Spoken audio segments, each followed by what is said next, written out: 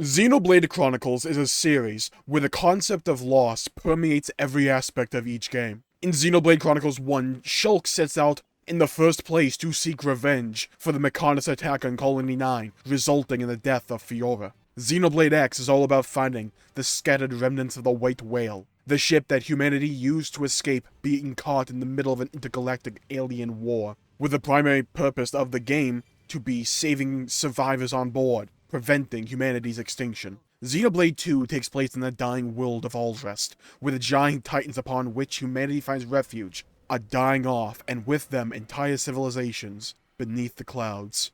Xenoblade 3 is kind of on the nose about it. Ionios is a world of perpetual cyclical war, where you must kill to survive, and extend your own clock. And one of the main collectibles are literally dead bodies whose souls you send off. From the world to the characters, death is an ever-present force within the world of Xenoblade Chronicles, kind of like Person Boots. And two of the best dissections of common responses to loss come from two of this series' villains. Jin from Xenoblade Chronicles 2 and N from Xenoblade Chronicles 3. Both feature as what I like to call their game's respective emotional antagonist. Villains who have an emotionally jam-packed backstory and reasoning, but don't feature as the game's central antagonist. They fill the role of acting as the foil to their protagonist, where Jin poses the questions that Rex must answer over the course of his journey, where N represents just how easy it is for Noah to succumb to despair and pick the wrong path to walk.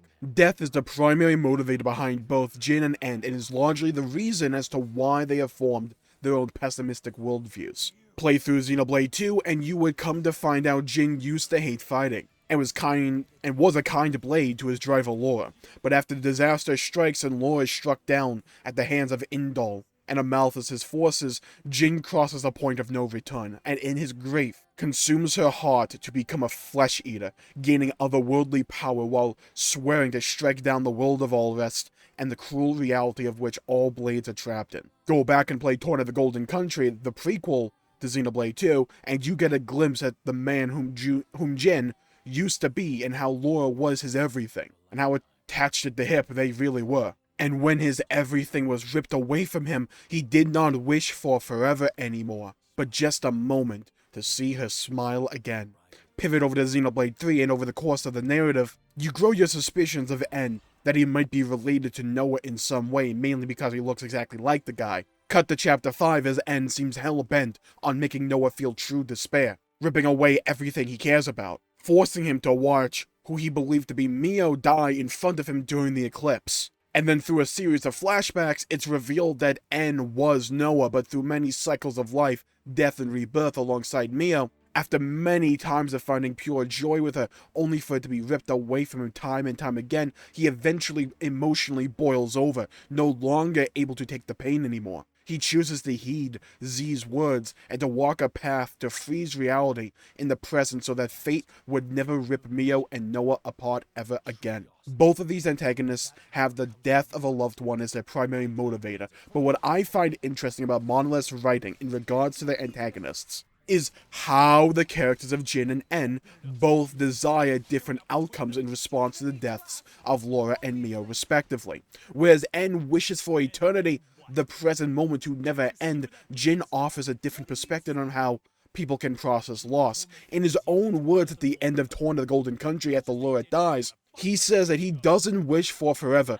All he wants is that one final moment with her, to see her smile again, and that would be enough for him. Both Jin and N's actions as antagonists stem from these core philosophical ideas, and does whatever is needed to keep the world in stasis and on the cycle of war, death, and rebirth. Jin seeks to rip the very world apart and tear the whole driver blade social order in the process, as he sees it as an inherently unjust and cruel reality, that to him, blades are forced to forget their past lives and have nothing to pass on. Now, while I don't think anyone would argue that either Jin or N were justified in their actions, let's be honest with ourselves, they are the villains. What I find fascinating about the two of them as characters is just how human that base motivation that guides them both forward is. One of the parts of Xenoblade's story that I love the most is how it can tell these very real and human stories within these large, dynamic, and fantastical worlds,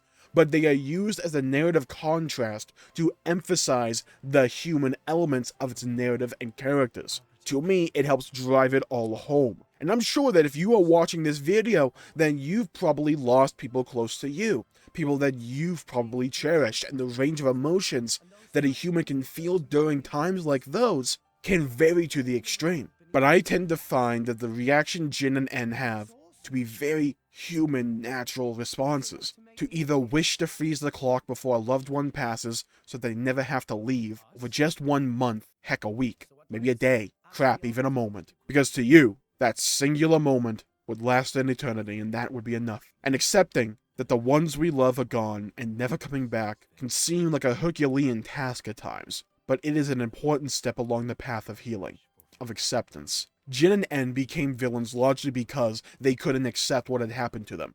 They just couldn't do it. It didn't compute. They couldn't move on. Now, does this mean everyone who doesn't accept the grim reality we all face at times make you a villain? No, absolutely not. But we are all faced with moments of time, and in those moments, we make choices, and those choices decide the path we walk, because that is the path we choose. Now, granted, we can choose to walk a different path, or continue down the one that we've set out for ourselves. But Jin and N didn't. They chose a path, and they walked down it. Some of the last words that Jin says in Torn of the Golden Country is that this is the path he must walk. And hell, they even used that path and walking down as the key visual for N in Chapter 6, during the flashbacks of Xenoblade 3. Jin and N made their choices, and refused to budge from their chosen path until Rex and Noah, respectively, convinced them of another way, and only then were they able to finally find peace and rest through that acceptance. Because death is not an easy thing to accept. It's not pleasant,